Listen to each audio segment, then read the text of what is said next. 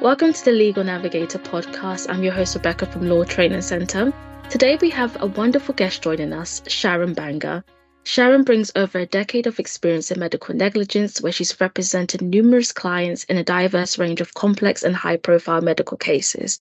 She currently serves as a medical negligence principal associate solicitor at Shoosmiths, and today we're going to hear more about Sharon's journey into the legal profession, explore alternative pathways for those aspiring to follow in her footsteps, and gain advice on how to kickstart a career in medical law.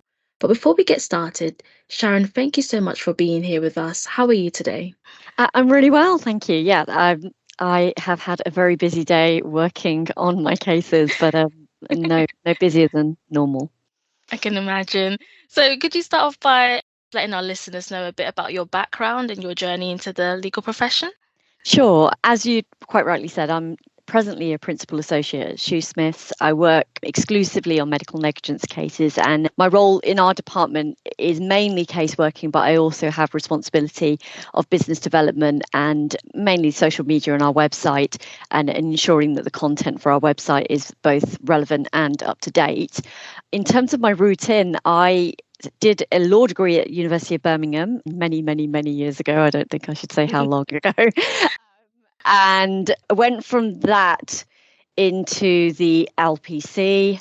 In between that, I actually left the degree without having a training contract. I had looked, got tired of looking and got quite exacerbated with looking and decided to stop looking in the final year.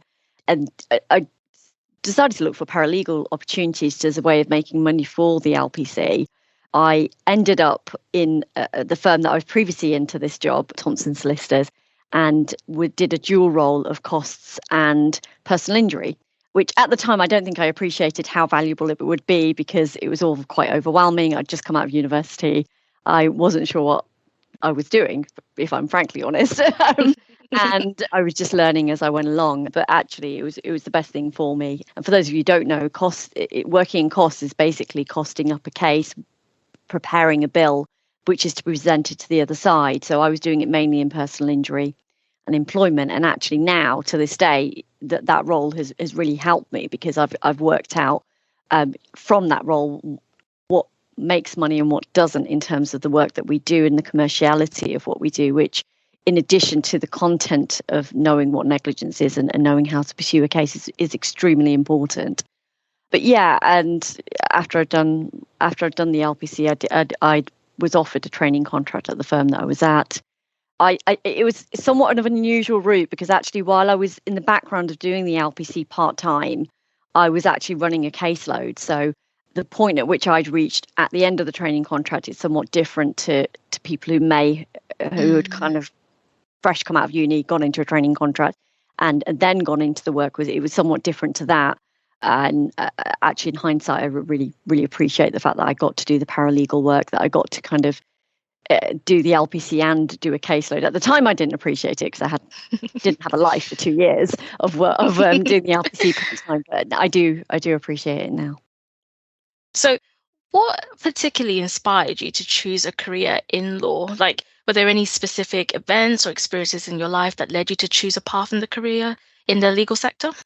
Honestly, when I was doing my A-levels, I didn't choose my A-levels with anything in mind. I was doing my A-levels and I thought, what can I do? And there were two areas that I was looking at. I was doing a psychology A-level as part of the A-levels that I was doing, and I was extremely interested in it.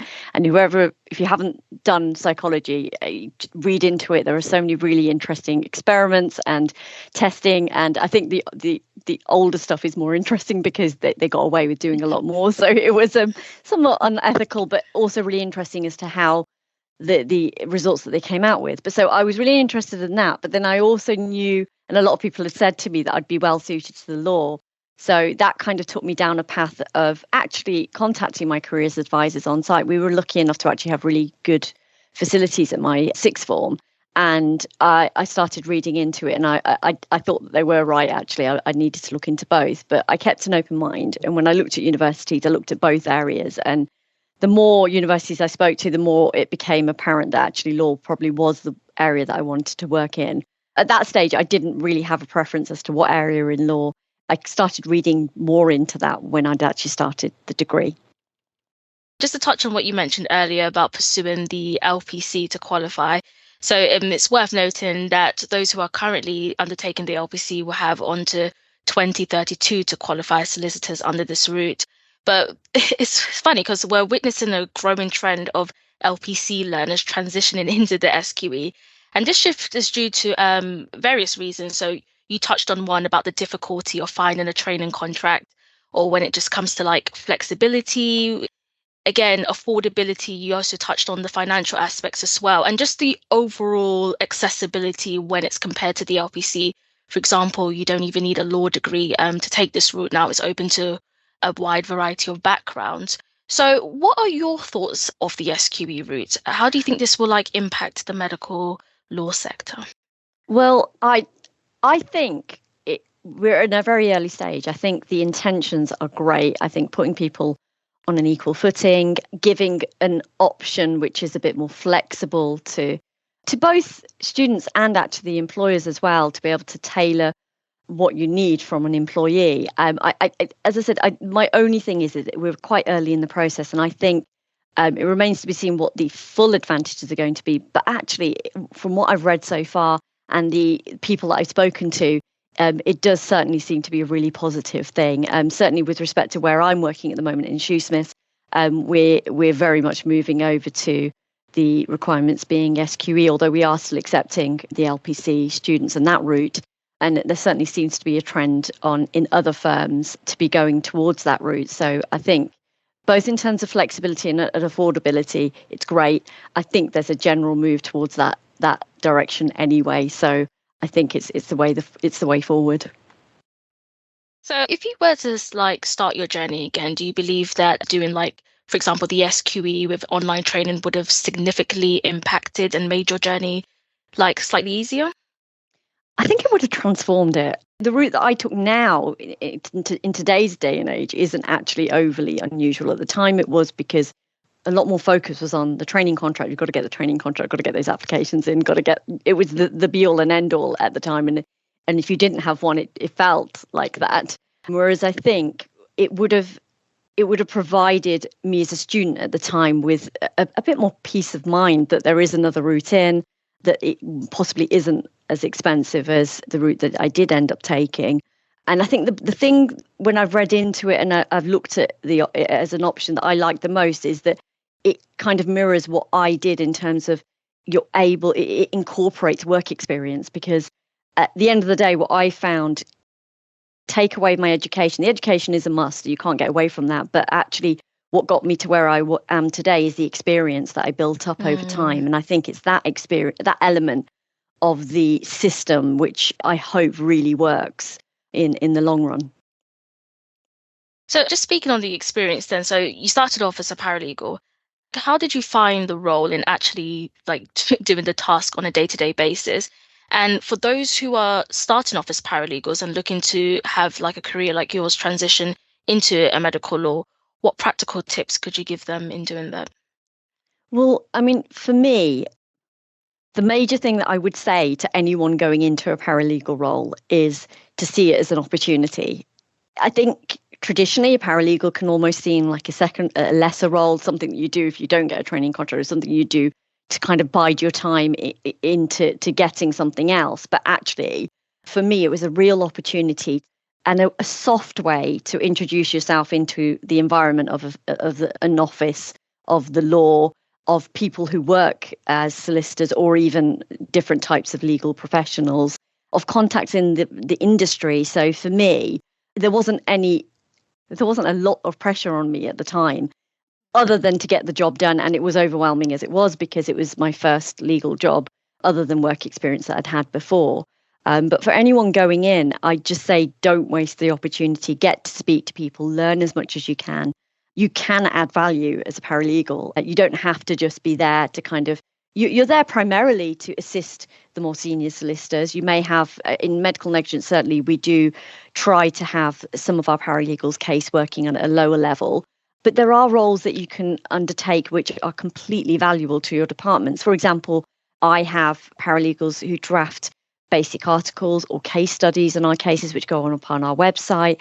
We have people arguably, when they're a bit younger, they have a bit more knowledge. They've kind of grown in the area where there's social media, and they know it back to front.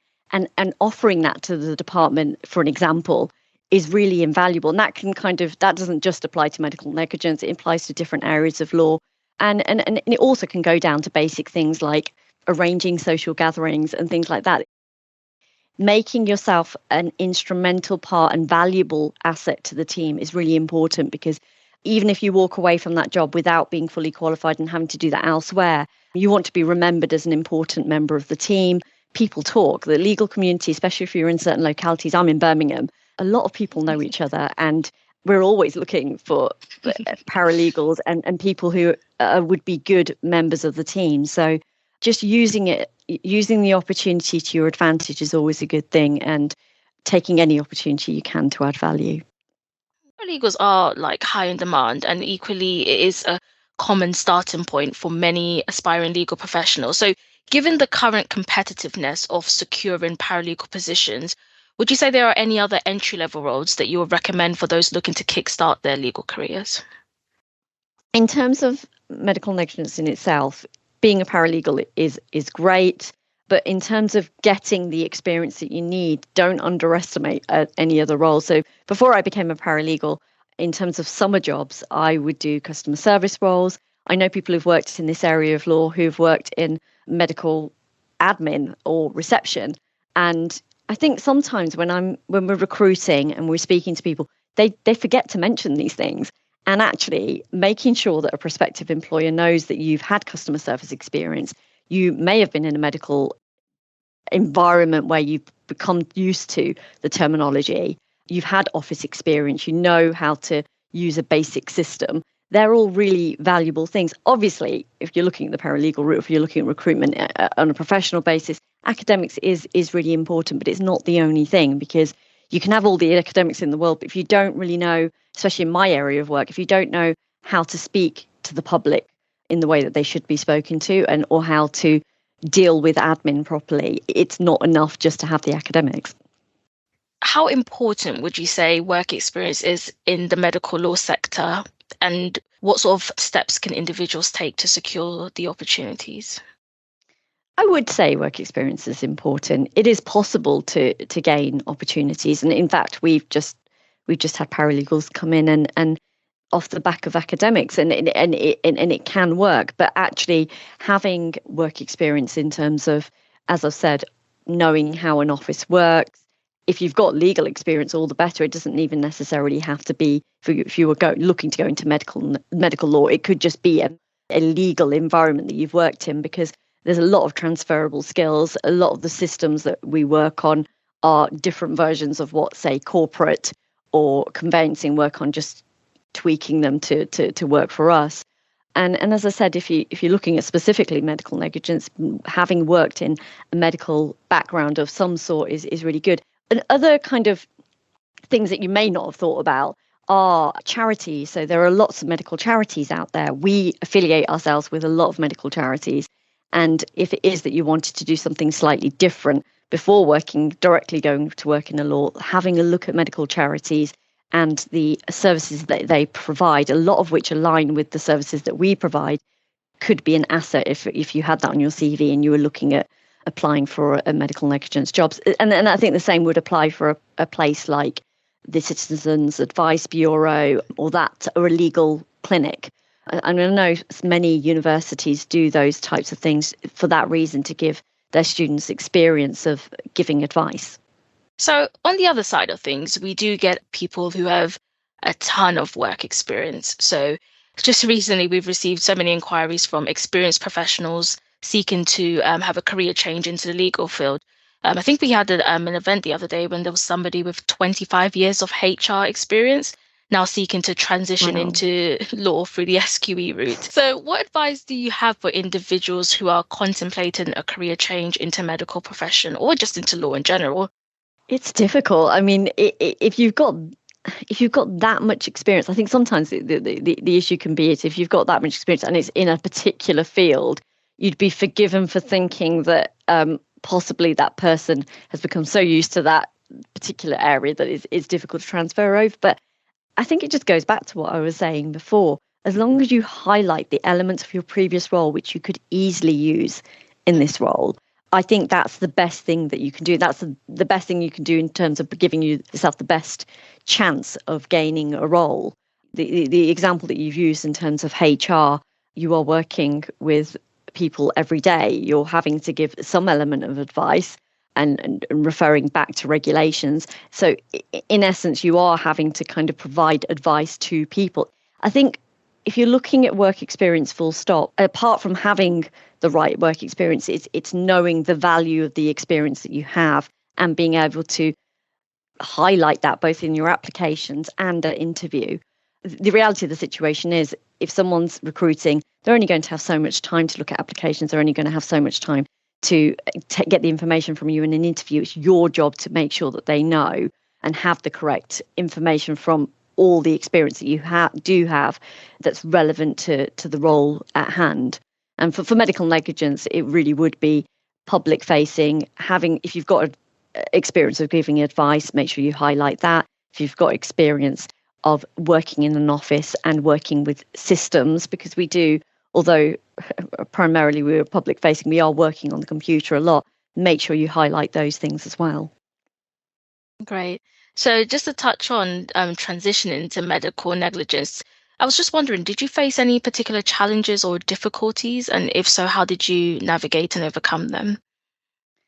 I think the initial challenge that anyone will have working in this area is the vast amount of insight that you will have into a client's personal affairs. And that in itself is interesting, but it's also a responsibility, because you have a responsibility to take that information in, because that client is sharing that very personal, sometimes really personal information with you. And it's really important you take that in and you take it in properly. And then it's equally important that when you're communicating with your client, you're doing it sensitively. Now, that isn't so much of a challenge for me now. Next year it will be almost 20 years that I've been working in the profession. Amazing. You get used to it. But at the start, you're not used to it. You're not used to having that much information about another person. You're not used to how you have to be sensitive with that information. I thankfully didn't slip up, but you can understand how people do, because you're not used to being in that position. So I think the biggest challenge is getting into a place where you take that responsibility seriously, but also become used to speaking to a client in a certain way. So could you elaborate a bit more on your current role, especially just speak about it in the context of working in the private sector and how it differs from public sector?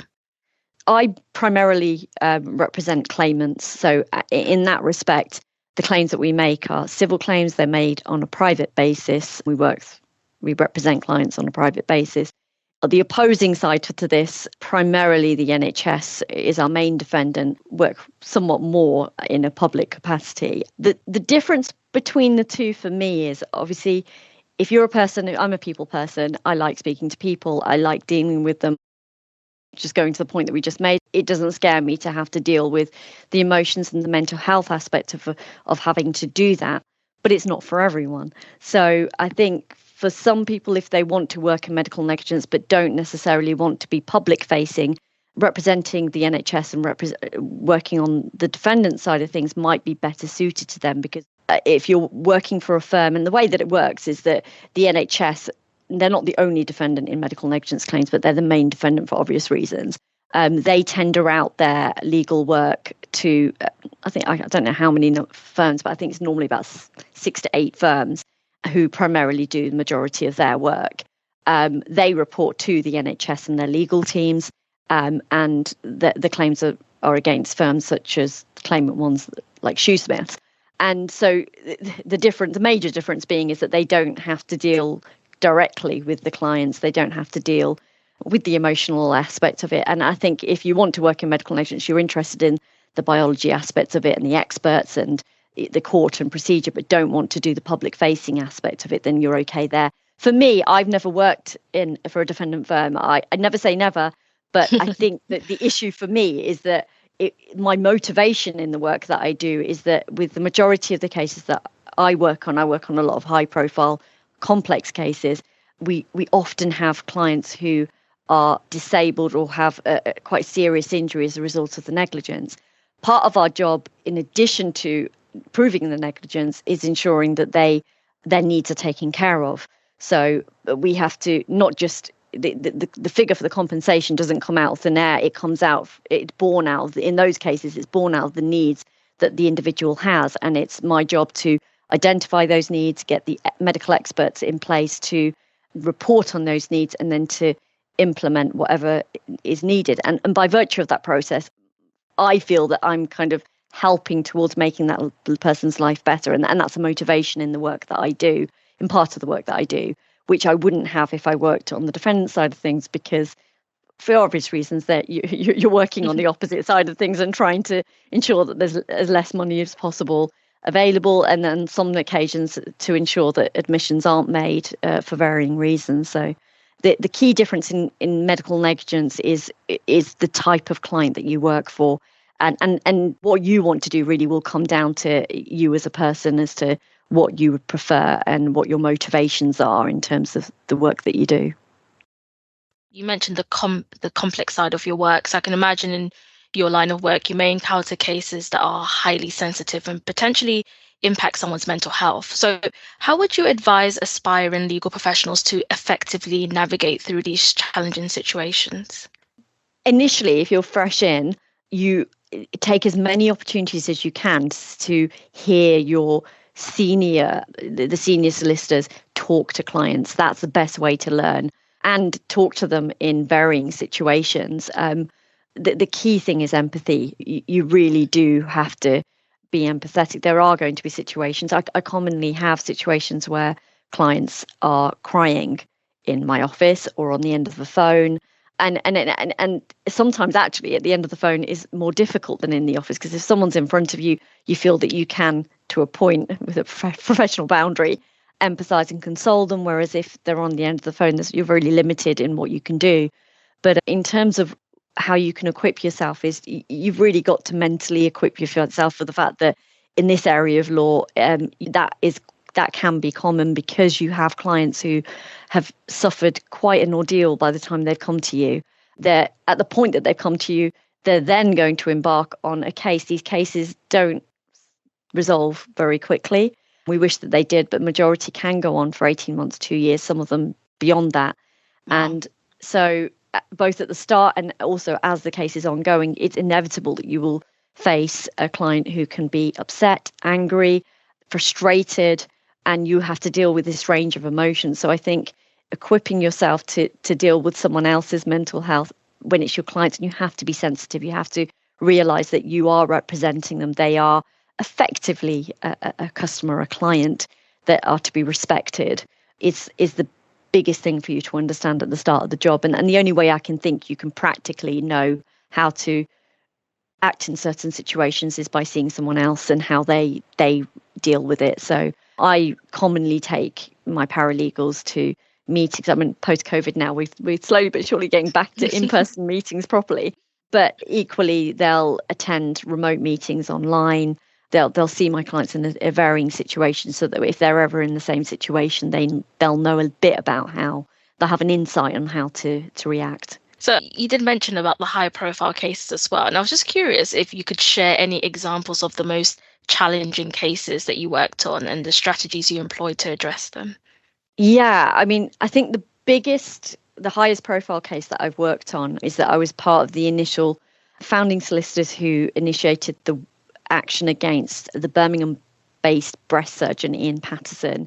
For those of you who don't know, this is a breast surgeon who now has actually been imprisoned because the negligence was so gross that it was deemed to be criminal.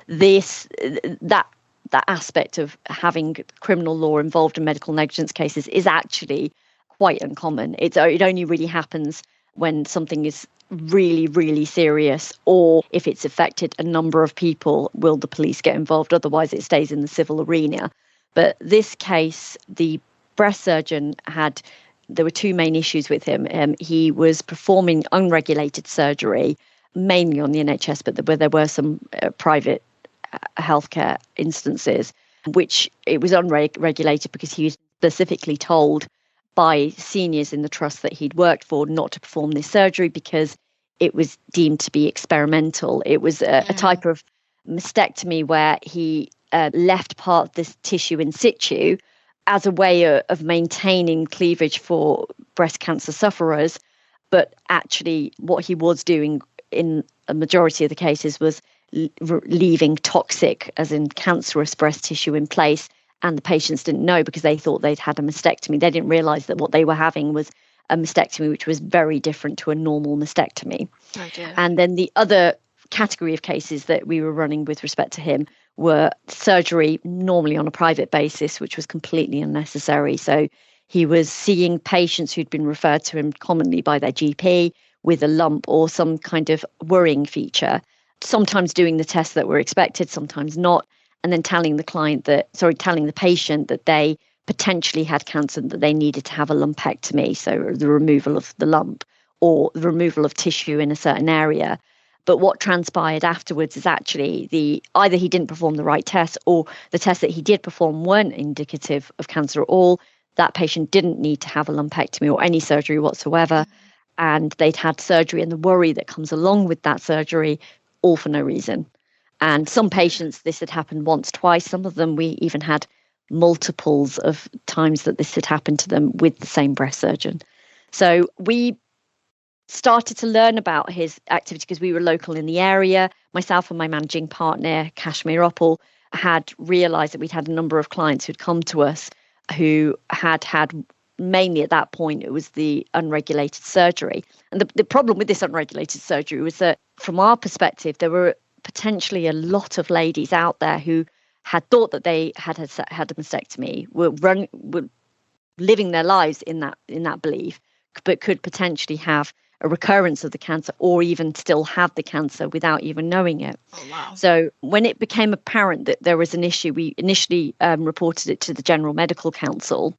And the General Medical Council actually did eventually take it quite seriously. They spoke to him and the hospitals involved and put out a press release. And that actually coincided with the press release we decided to do ourselves, because we felt that being a local firm of solicitors, we needed to let the local vicinity, mainly Solihull, know that if you'd been treated by this surgeon, you needed to get yourself checked out.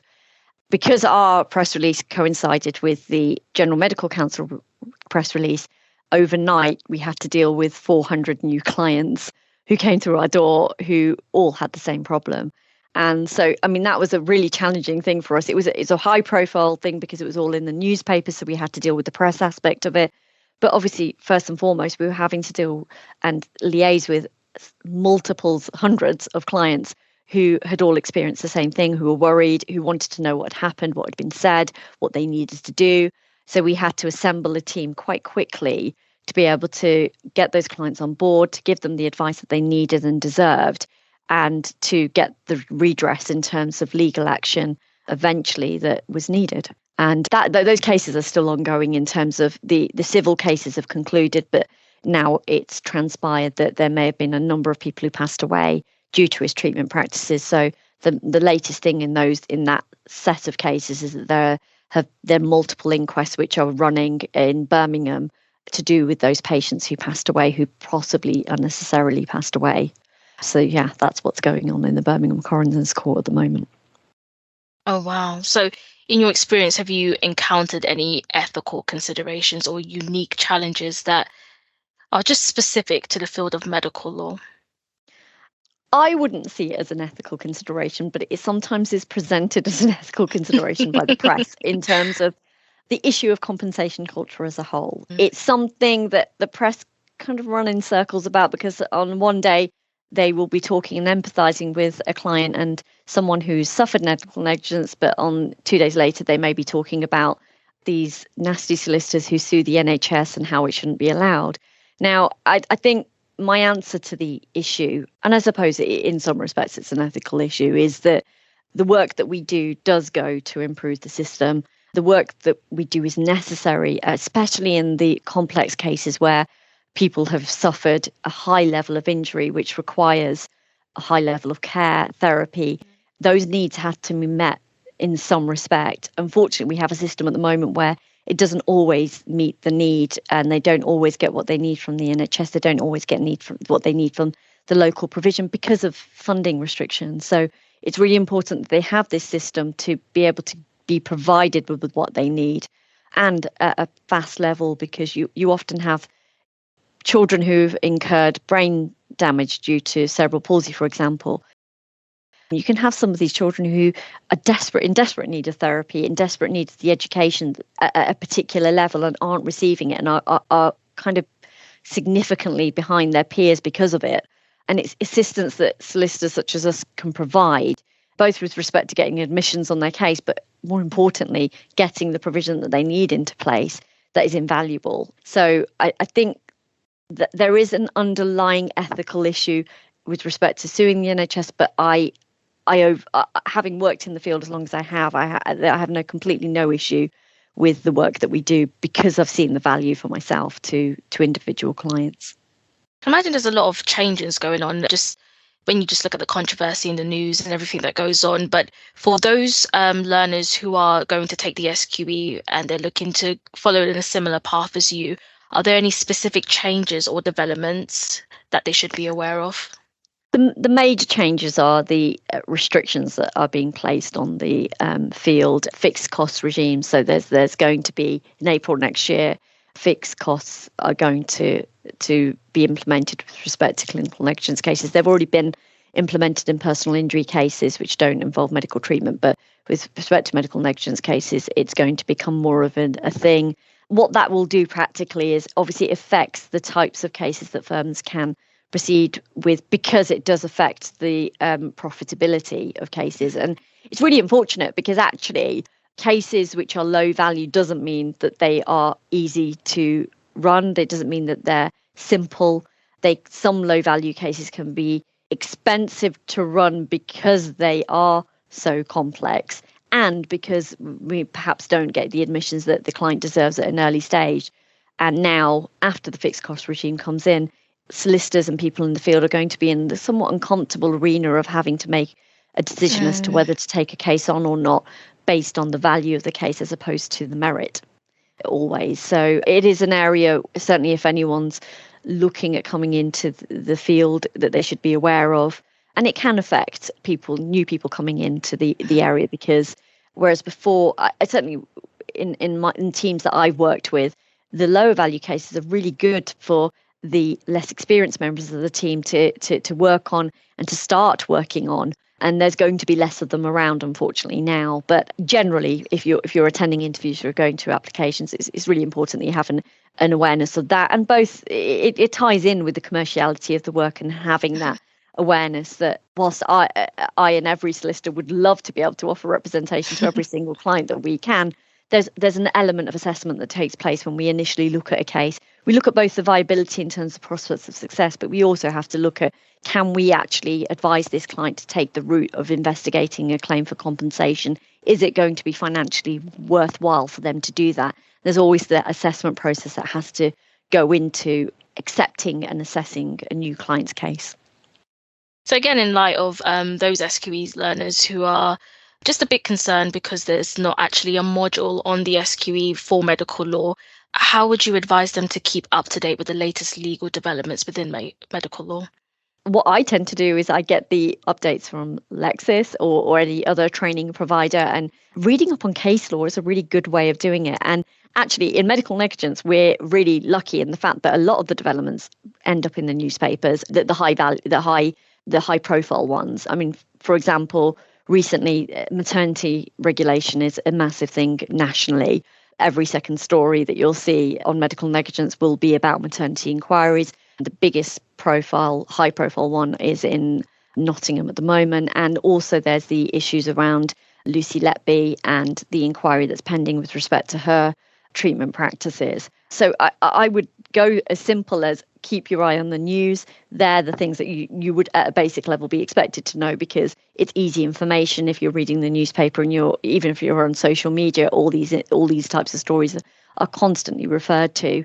On a more formal level, as I said, training in terms of Lexis, even social media, a lot of good law firms, ours included, are constantly putting out articles, are putting out content in terms of podcasts, are putting out case studies of cases that they've worked on. Read and educate yourself as to the types of cases that are common out there, because they're the types of things that you can talk about and appreciate as to what makes a successful medical negligence case and what a patient or a client can get out of one. So just touching on legal career, family life and studying, as you can imagine, it can be very demanding. So what advice do you have for individuals trying to manage their studies and career while also maintaining a healthy work-life balance?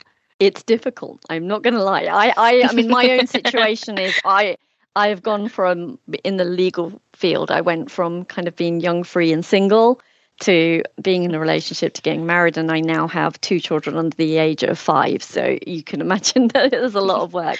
It's fun. It's hard. It's everything in between. But I would say that the most important thing is you do need to carve out some time for yourself. The legal career and all that comes with it it's massively interesting. It can be it's a dynamic field to work in, but you are expected to work hard. I'm not going to lie. You are expected to put the hours in. You're expected to graft, to know your field, and it doesn't matter what area of law that you work in. There will be an element of, there'll be a point where you know nothing, and there'll be a point where you're learning in every way possible, learning from peers, reading case law, working on your own cases. There's a lot involved, and the only way you're going to be successful at that and maintain some element of balance is by creating it for yourself. You have to be really conscious about it, and I certainly am. It didn't come naturally at the start, and at the start I had that mentality. I'm incredibly lucky to be in the situation to get a paralegal role at that point.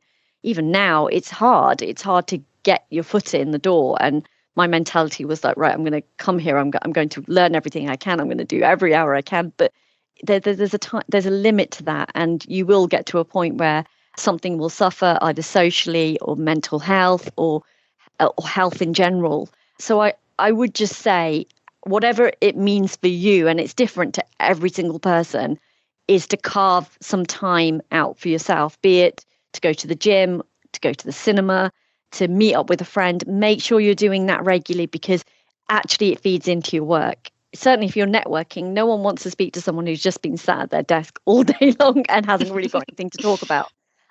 Equally, if you look tired all the time, or if you are tired all the time, it's not really going to fit in well with doing well at your job, in being able to be productive, being able to be useful. So when you're thinking about it, I think there's a balance to be kept.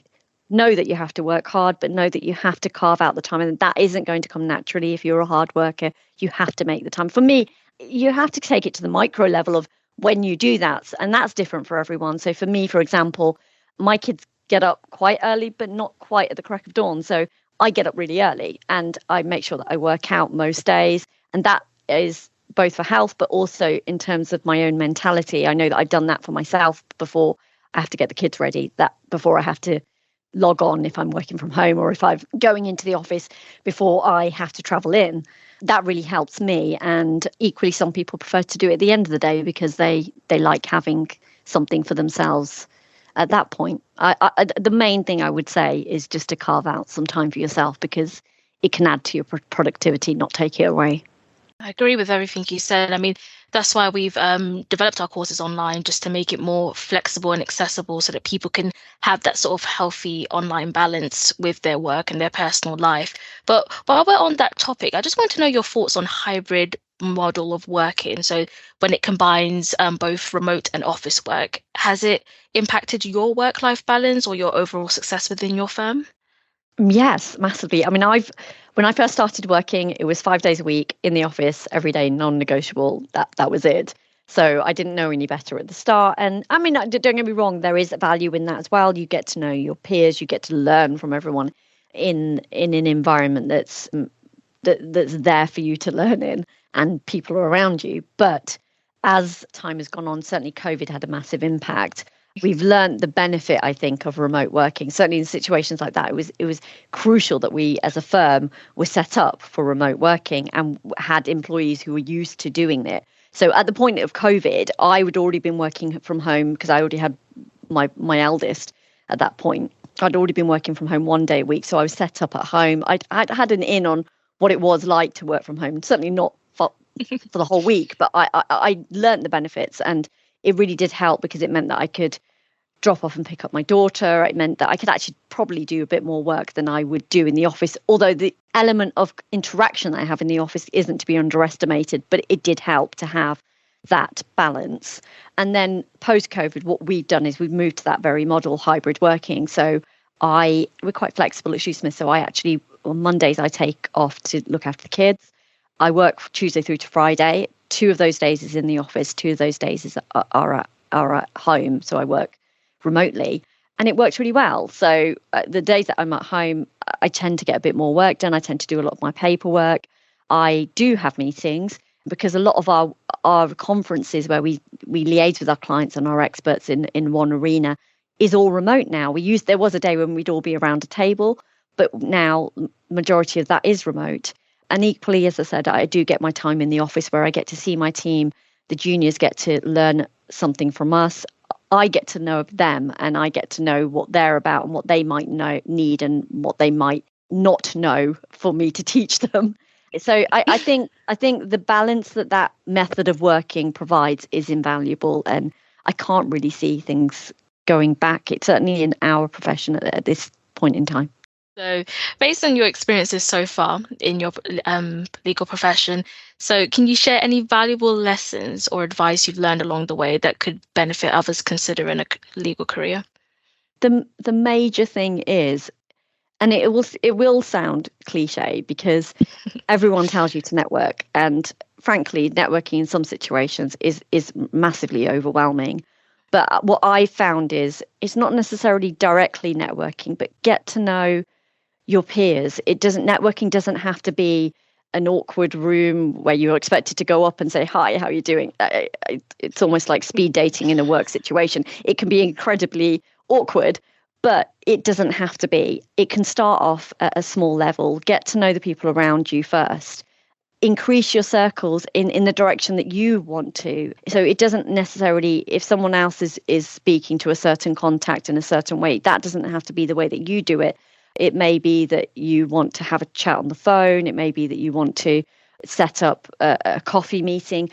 Whatever you do, but do get speaking to people, because both in terms of learning whatever field you're in, it can really help. But it also can help with opportunities later on, because as great as it is, and there are so many things in terms of LinkedIn, in terms of recruitment agencies, there's so much out there. But actually what I find the best form of recruitment is if you know that person, you know how good they are at their job, and you've had the opportunity to get to know them on a personal level as well. So that works both with recruitment to other areas, but it also works for promotion. So if you're making it actively known and you're speaking to the people around you about the work that you're doing, about things that you could be doing to help the department, to further the goals of the department, that can only be a good thing.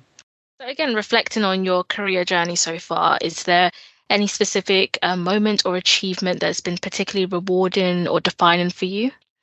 I mean, for me, my rewarding things kind of probably come on like a particular micro level. I mean, I've spoken a lot about the help that we can provide to clients who sometimes they come to us and they're completely at a loss as to what to do.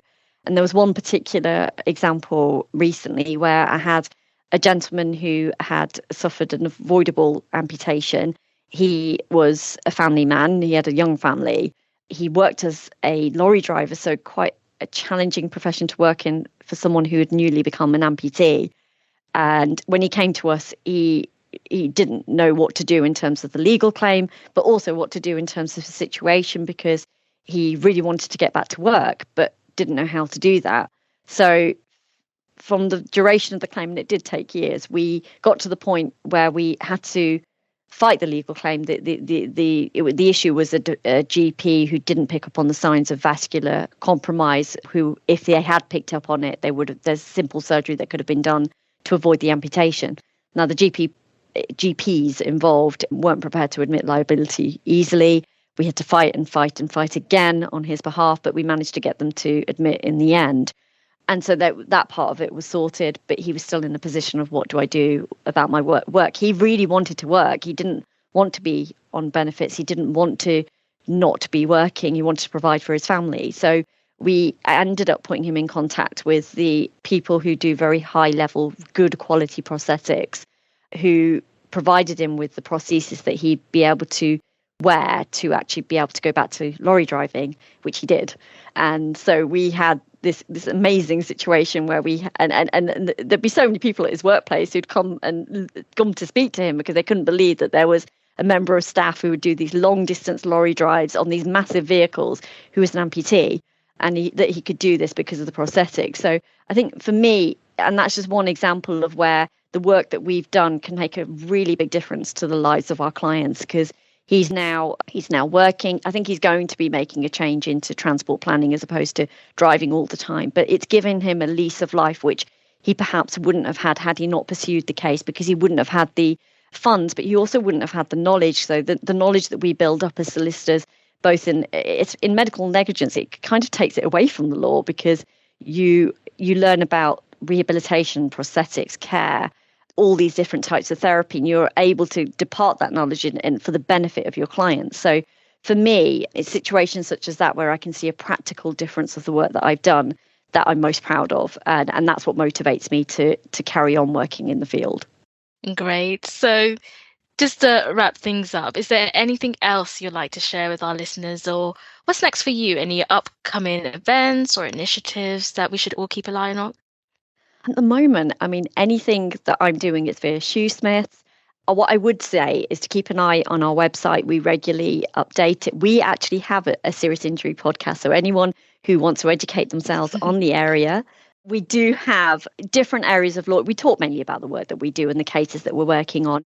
We're waiting for a particular high-profile judgment on a case which involves psychiatric injury, which a colleague and the head of our department is running. So it's really good. If anyone's interested in this area of law, look out for the pending judgment on the case of Paul. And generally, just keep an eye on our website and our social media. We are always releasing content which is both relevant to medical negligence and the work that we're doing, our specific cases. Yeah, that would be the main thing. Fantastic. Thank you so much for joining us today. Thank you all for listening to the Legal Navigator podcast. We hope you enjoyed today's episode. If you have any questions or need further information, please send an email to info@ltckent.co.uk or visit our website at ltckent.co.uk.